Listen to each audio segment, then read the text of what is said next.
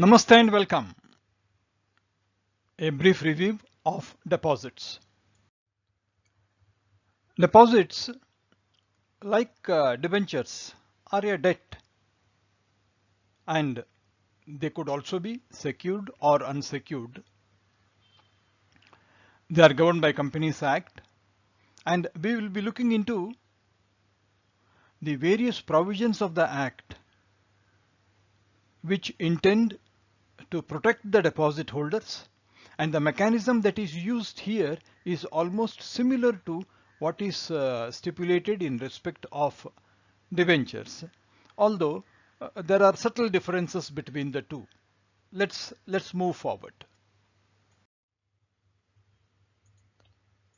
We will be studying deposits mainly in terms of definition. What are deposits? Who are the depositors and what is an eligible company? There are two sets of requirements. One requirement which is applicable to all the companies, and second set of requirement which has to be met by specific companies, which here in this case it is eligible companies. And what are the steps to be taken before acceptance of deposits? And once you accept, what records you need to maintain, what disclosures you need to make from the company, and certain general provisions as to timeline for issue of deposit receipts and contents of deposit receipts, any provision for nomination. And just like debenture redemption reserve, we have deposit repayment reserve and penal provisions.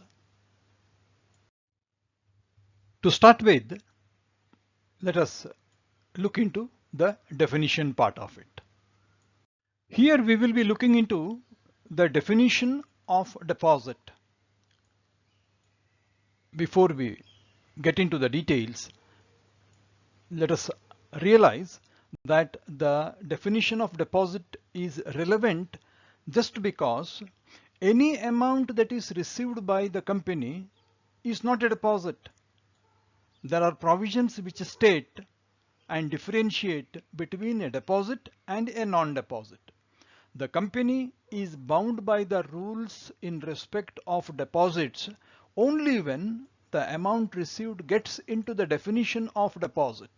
Therefore, this definition makes a lot of difference for the company from the point of view of administration and also management of money to be collected by the company. Let us go to section 2 subsection 31, which says deposit means any receipt of money by way of deposit or loan or in any other form by a company.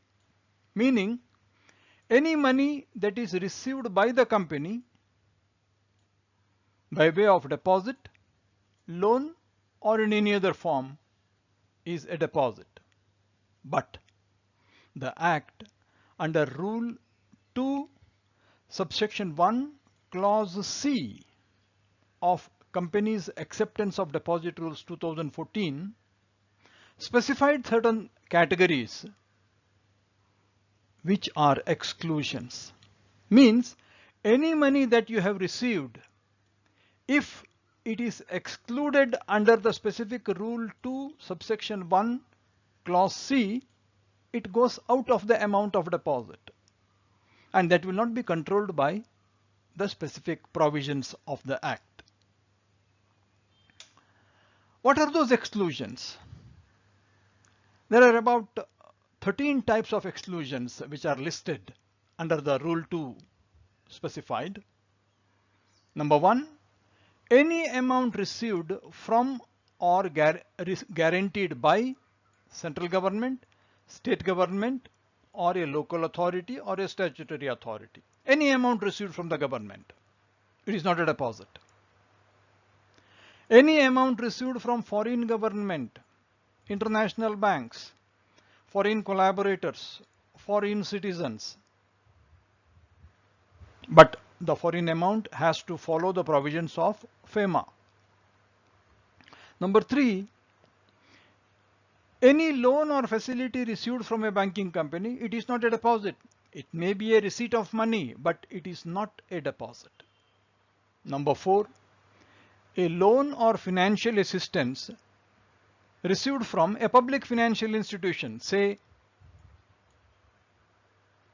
IDBI, LIC, or a scheduled bank.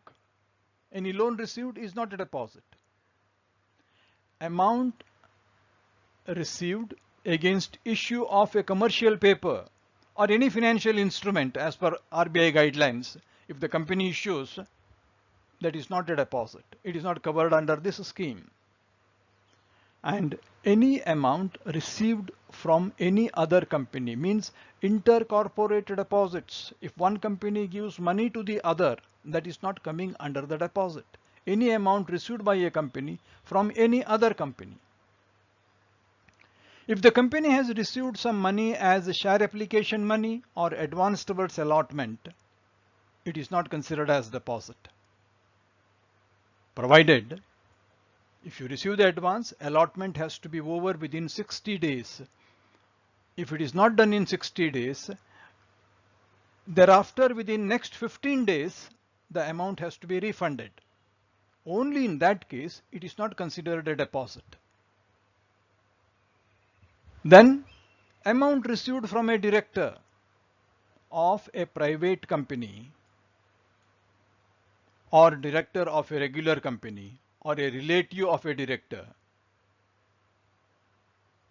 But he should declare that the money is not being given out of borrowed funds, because he cannot borrow and then give it as a amount to the company saying that it is not a deposit because it is amount received from a director.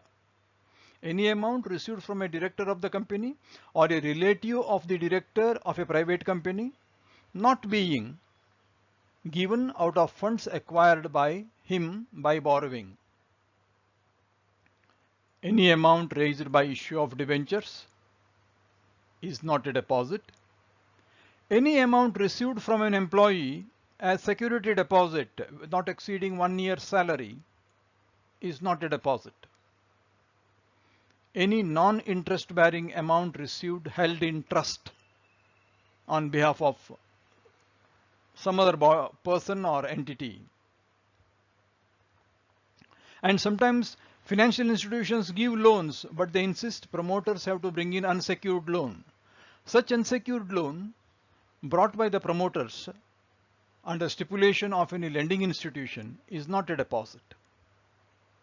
And lastly, any amount received in the course of business as advance. What type of advance we can receive in? Advance for supply of goods. We will be supplying next month, but we receive the advance today under the order, 100% on order. For supply of capital goods, or we agree to sell a property and we receive the advance as per the agreement, that is not a deposit. Security deposit is received for performance of a contract by a contractor, that is not a deposit. Advance towards future services under maintenance contract, AMC, or advance received under directions of central or state government. Now these exclusions make a lot of difference for the simple reason they reduce the amount of money falling under the term deposit, which has got a upper ceiling. A company cannot accept a deposit beyond a particular amount. Now that ceiling will be touched, these things, if they are not excluded. Therefore, it is very important to understand what deposit is, what are exclusions from it under Rule 2, subsection 1, clause C. Section 73 to 76 and Companies Acceptance of Deposit Rules 2014 under Chapter 5 put together, they contain conditions for acceptance of deposits by companies.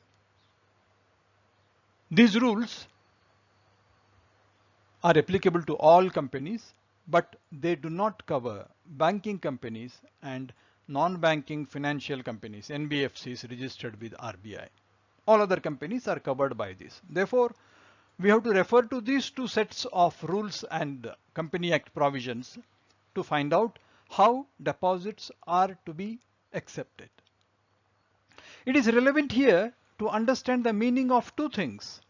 Depositor, one who deposits the money. As per the definition, depositor includes two sets of people. It may be a member of the company who has made a deposit into the company, and a member is covered by section 73 subsection 2 when he makes a deposit. Section 73 subsection 2 relates to a member who has deposited, and he is one depositor. Second set of depositor, he is not a member, but he is any person who has made a deposit with a public company. You have to understand one thing here. A member can make a deposit with the company. The company may be private limited or public limited. Means a private limited or public limited company can collect money from the members, whereas only a public company can accept a deposit from any person, and it is covered under section 76. To reiterate, section 73 talks of members who can deposit with a private or public limited company, and section 76 talks of a person who is not a member necessarily, a person who can deposit with only a public company. That is for the depositor's meaning. Now, whatever is indicated in section 76 is a public company. All public companies cannot accept deposits from the general public. To be eligible, they have to fit into the definition of eligible company. Okay, what is the eligible company? Eligible company is a public company referred to in section 76 subsection 1, and it has to meet some targets. If its net worth means equity plus reserves plus share premium account, is not less than 100 crores, or if its turnover is not less than 500 crores. We refer these two figures to the latest published financial information on an annual account.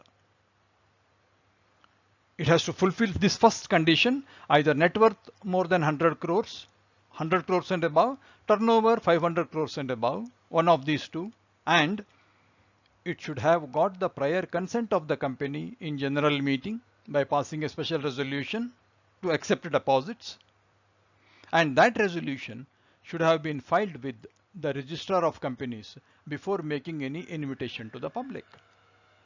When a public company fulfills the condition of net worth or turnover, and when it passes a resolution and files with the registrar, it fits into the definition of eligible company, and an eligible company can accept deposits from the public.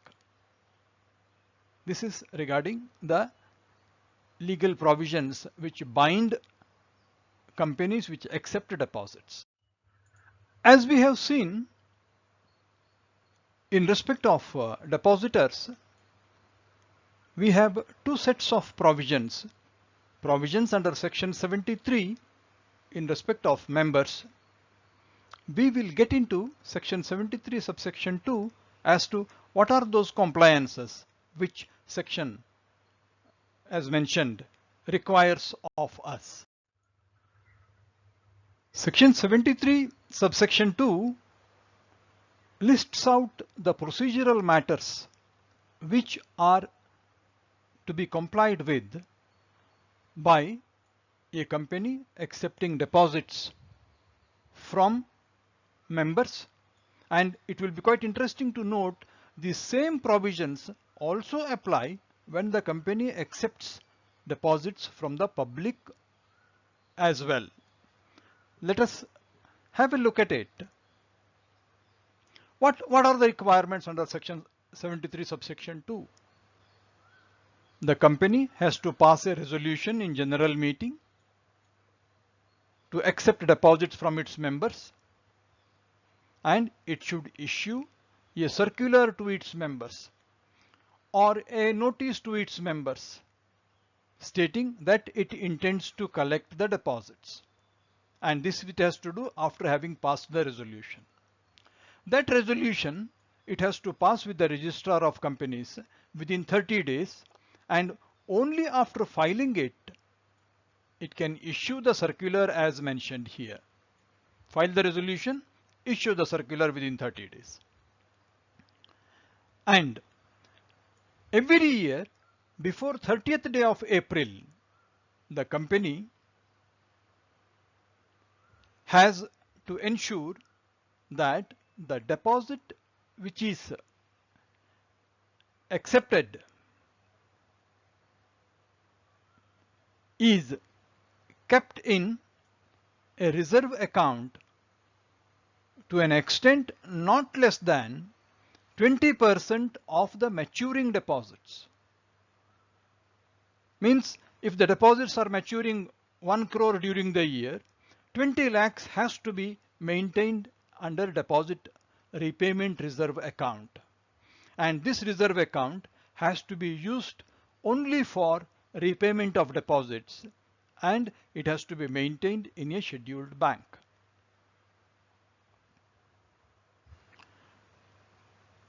And this maintaining of 20% of the total amount should not be considered to be only an year-end provision. No, this 20% needs to be maintained throughout the year, and it should never fall below that. To put it the other way, the company has to maintain an amount of not less than 20% of amount maturing during the year in a scheduled bank account as a deposit repayment reserve, and it can be used only for repayment of deposits and no other purpose. Then the fourth requirement is the company has to file a certificate stating that it has not committed any default in repayment of deposits accepted or in payment of interest. Supposing it has had a default, the certificate should state the default had occurred in the past, but after the default was rectified and made good, a period of 5 years has lapsed. To put it the crux, if the default has occurred within the last 4 years and it was made good subsequently, the company cannot go ahead receiving the deposits. Meaning you should have a clean record for the last 5 years in terms of nil default in repayment and payment of interest. And the company has to create a charge in respect of secured debentures by providing security, and where the company doesn't secure the deposits with charge, it will be termed as unsecured deposits. When it is an unsecured deposit, all communication circular should highlight that this is an invitation for acceptance of unsecured deposits. Effectively, 73 subsection 2 indicates resolution to be passed, it has to be filed with ROC, and company has to maintain a deposit repayment reserve account, and it has to be maintained throughout the year at 20% of maturing amount, and the company should have a clean record so far as the default in repayment and interest continuously for the previous 5 years, or there should be nil default under any circumstance.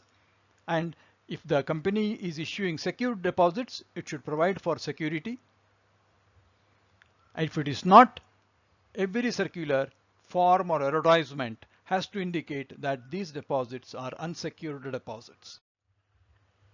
Having seen requirements under 73 subsection 2, now let us move into section 76(1), which deals with eligible companies, and it talks of some additional details also. Section 76 subsection 1, it deals with a public company which has met the requirement of either net worth or turnover as specified, and it can accept deposits from persons other than its members. 73 talks of members, 76 subsection 1 talks of persons other than members, and it says this public company has to comply with the two sets of requirement. First set of requirement, it has to fulfill all conditions as told in 73 subsection 2. It covers whatever applies to members should also apply here. Therefore, this public company has to fully comply with the requirement of 73 subsection 2 in terms of resolution, circular, filing, deposit repayment reserve. All those things as per section 73(2) applies to both the company which will be taking money from members, and here also it is applicable. Then additionally, this has to fulfill certain other requirements as may be indicated in the rules. Now, what is the requirement? The major requirement is regarding the rating. It has to obtain a rating from a recognized rating agency, credit rating agency, in respect of its net worth, its liquidity, and its ability to pay deposits on due date. And the rating has to inform the public the rating given to the company at the time of invitation of deposits. Why this rating is required? It is a confidence building exercise. If the rating is good, it means the safety is adequately assured. And this rating is not a one-time exercise. It has to be done every year and published so long as the deposits continue. Means if the tenure of the deposits is say 3 years, then there should be 3 rating reports coming year after year. And if the company is accepting secured deposits from the public, the company should create a charge on its assets within 30 days of acceptance of deposits. And the charge created should be an amount equivalent to or more than the amount of deposits. It should be fully secured. That is the intention. To repeat, 76 subsection 1 expects the public company to comply with all requirements of section 73 subsection 2, which is applicable to members, and also obtain a credit rating every year during the tenure of the deposits and make it public, and also create charge within 30 days for a value not less than the amount of deposits. This summary talks of the duration of deposits and the ceiling on acceptance of deposits applicable to companies when they accept deposits from members and when they accept deposits from public. Section 73 subsection 2, which is applicable to both companies accepting from members and from public, Here we refer to only members part of it. 73 subsection 2 says the deposits could be accepted for a minimum period of 6 months and above up to 36 months from the date of acceptance or renewal. Such deposits not to exceed 10% of paid up capital, reserves and securities premium account. From whom? Members.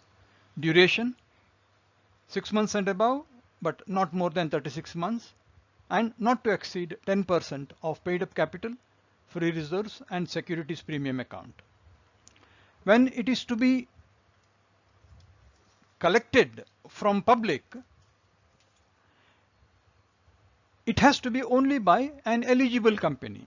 We know an eligible company is a public company having a net worth of not less than 100 crores or a turnover of not less than 500 crores and obtained prior consent in a general meeting by a special resolution which has been filed with the registrar. And such a company can accept from the public. Duration remains the same, 6 months and above, but not more than 36 months. It can borrow deposits or accept deposits up to 25% of the paid up share capital, free reserves and securities premium. If we can see, an eligible company can get from members 10% and from the public it can get 25%.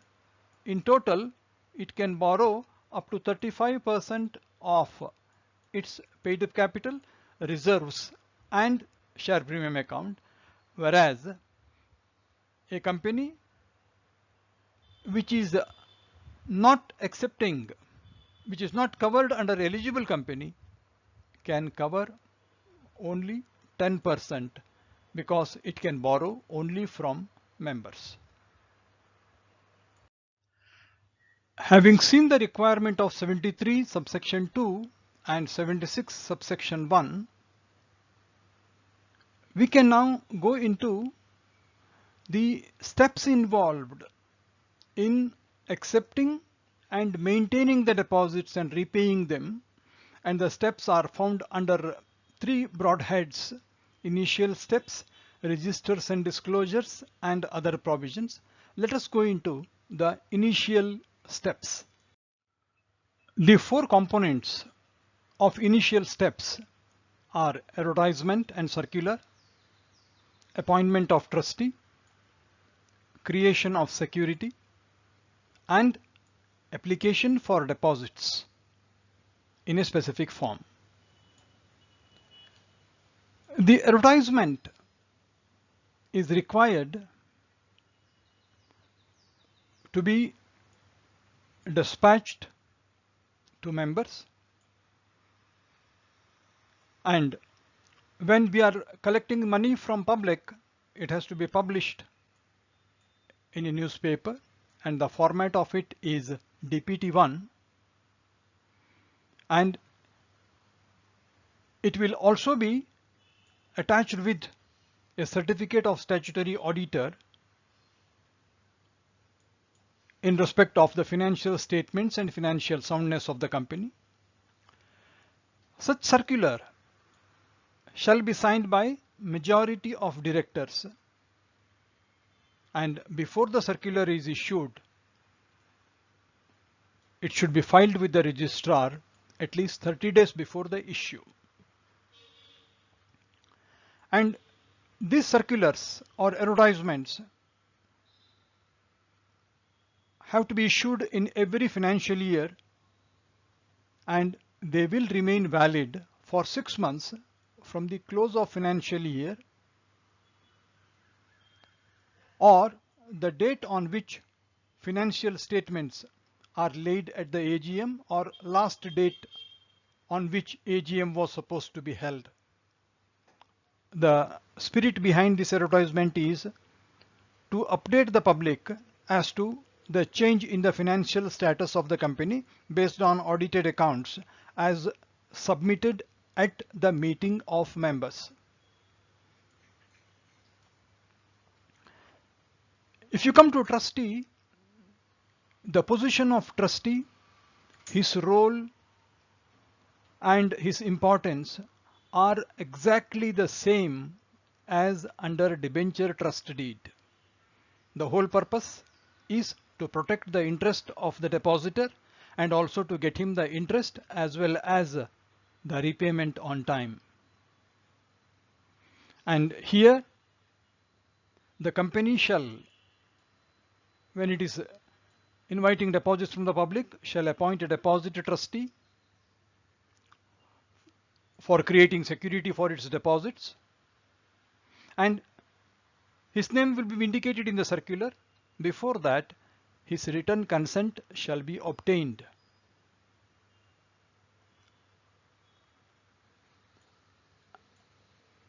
As opposed to deposit of debentures or debenture holders, where the trust deed is signed within 90 days of closure of issue, here it has to be signed 7 days before the issue of circular. That is a difference. A deposit trust deed shall be executed in form DPT2 at least 7 days before issue of the circular. This is quite prudent and noteworthy. And as for the responsibility of deposit trustee and his functions, it matches with that of a debenture trustee, but in respect of his removal after the advertisement but before expiry of his term, any such decision, since it affects materially the interest of deposit holders who have based their decision on the advertisement, it is required that such decision to remove a direct deposit trustee should have backing of unanimous consent of all directors present at the meeting. It is not only the directors present, one of them should be an independent director. Now, this is to convey the importance of the role of appointment of trustee for depositors, and needless to say, this applies where the company is an eligible company going to collect deposits from the public. Having appointed the trustee, the company should create a security, that is creation of charge, in favor of the deposit trustee on behalf of the deposit holders for due payment and timely payment of interest. And the value of assets which are covered as security should cover both principal and interest, and at no point in time the market value of the security should fall below this level. Having created the security, we need to have a look at the way in which the deposit is collected. Every deposit has to be made to the accompaniment of a formal application. Whoever keeps deposit has to sign an application with the details required therein. And in that application submitted by the depositor, there should be a declaration that the deposit is not being made from borrowed money. This is to ensure that the deposits are genuine and they are not into conversion of non-tax paid money into tax paid money, or you borrow from outside and then create a deposit. It leads to so many malpractices. To avoid that, the application gets a declaration that it is not being made from money that is borrowed. These are the 4 initial steps of advertisement: appointment of a trustee, execution of a trust deed, note on his removal before expiry, creation of security, and consideration of the value of security, and receipt of application accompanied by declaration within that application form to the effect it doesn't involve any borrowed money.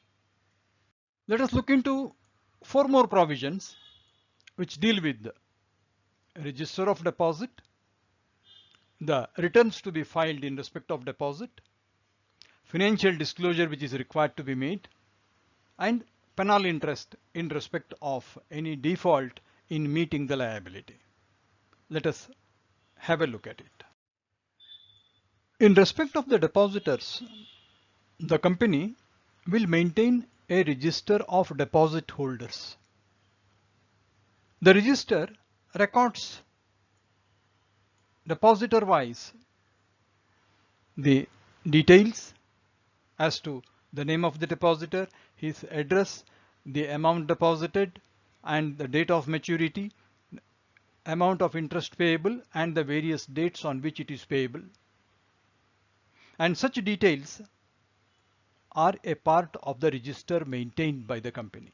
It's a standard format, and updation of the register as to the deposit has to be done within 7 days of the issue of deposit receipt. Deposit receipt is normally issued once the deposit amount is cleared by the bank if it is received by check or draft. And entries made in the register have to be authenticated by a director, company secretary, or any other authorized officer. This is a statutory register of deposit which is maintained separately for shareholders or members and others. Second part of the commitment is every year on or before 30th of June, the company has to file with the registrar in Form DPT-3 a return, and this return will reflect the status of fixed deposits and the financial standing of the company as of 31st day of March of that year, and it has to be signed by the auditor of the company for having duly audited the same. It's interesting to note that format DPT-3 is also used to indicate particulars of transactions not considered as deposits. We have seen in the definition there are certain items which, though involve receipt of money, they are excluded from the definition of deposit. Details of those transactions are also required to be filed under DPT-3 every year. As for disclosure, the company has to disclose in its annual accounts by way of a separate note the amount of money received from any director. And next point is where the amount received under the deposit has matured, claimed, but has remained unpaid. It is mandatory for a company to pay a penal interest of 18% per annum for the overdue period. Now, it goes without saying that any unpaid payment remaining must be due to reasons attributable to the company. If it is attributable to the deposit holder, then the penal interest provision doesn't arise. But in the normal course, presuming that the delay is on the part of the company in making the payment, it attracts a penal interest of 18% per annum. Now let us get into last 4 provisions in respect of deposit receipts, provision for nomination, deposit repayment reserve, and penal provisions for a complete understanding of various provisions affecting the deposits. We have dealt with the deposit receipt to be issued by the company, but here we will get into its details. What are its contents, when it is issued, and who are its signatories. If you can just have a look at it, every company on acceptance or renewal will furnish to the depositor or his agent a receipt, which is nothing but a deposit receipt, for the amount received. The amount has to be realized by the company, and it has to be given within 21 days from the date of receipt of money or realization of check. In case of renewal of deposit, carried forward from the date of renewal. Means 21 days from the date of receipt or renewal due is the date for issue of a deposit receipt. What details it should contain? It shall contain date of deposit, name and address of the depositor on the face of it, amount received, rate of interest payable, and date on which the repayment is due. Means all terms of the deposit accepted are indicated there. Amount, rate of interest, date of receipt, and date when due for repayment, what is the rate of interest payable. And it shall be signed by an officer of the company, and such officer should have been authorized by the board for the purpose. That is regarding the deposit receipt to depositors. Section 72 of the Companies Act talks about the power to nominate, which is there with a depositor. Every depositor at his discretion at any time can make a nomination nominating any person. His deposits shall vest in the event of his death. And section 72 is binding in this regard. This is just to say, in the event of death of the deposit holder, the deposit vests in the nominee. The nomination can be done by depositor at any point in time during his life. And section 72 binds this power. That takes us to, just like a redemption reserve in respect of debentures, here it is deposit repayment reserve account. In respect of any deposit which is collected, this is indicated in section 73 subsection 2. It is applicable to both member deposits and public deposits. As of 30th April every year, there should be a deposit with any scheduled bank.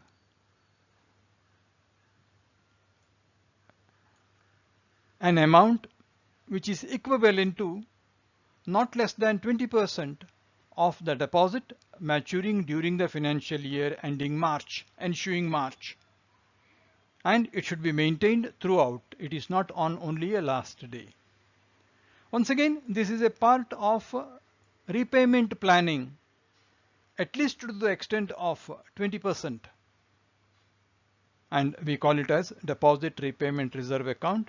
And that account has to be operated exclusively for the purpose of repayment of deposits and no other purpose.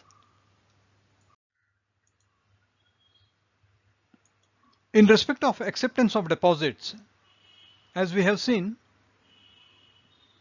every company is supposed to follow rules and the contents of section 76 and section 73. 73 in respect of both member and public deposits, and section 76 in respect of public deposits. Whatever procedure, documents and formalities to be done under these two sections are obligatory. In addition to that, the company also should repay the deposit and pay the interest on time. If there is a default in any of these three, compliance with section 73, compliance with section 76, and failure to repay the deposit in part or full, or failure to pay interest on due date, this attracts penal provisions contained in section 76A. 76A states in these three instances,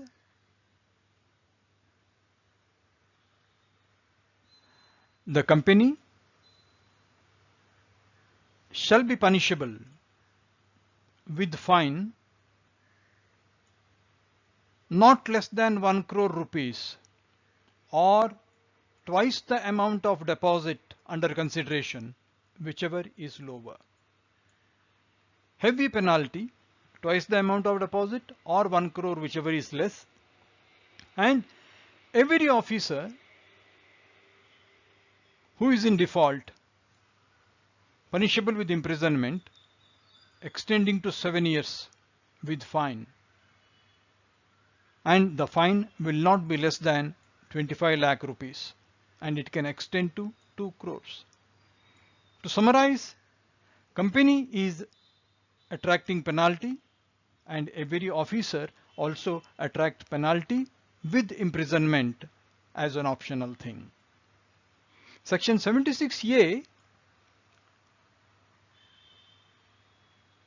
further states, if it is proved that the officer who is in default has contravened knowingly or willfully with an intention to defraud, he will attract provisions of section 447.